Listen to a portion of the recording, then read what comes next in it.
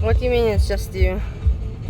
Well, you seem to have a problem when I lock the car, when I wash the car. How many times do you wash the car?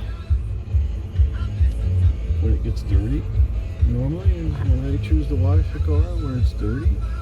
So that's how many times a month? When do you wash your car? I don't have one. Oh.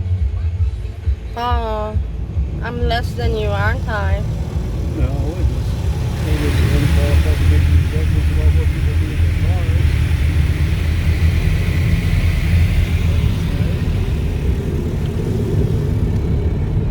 Pretty cool, huh? Don't you think? Did you pick the right things for the garden, you think? I hope so. I can't wait to make more videos about the garden. It's a project in process.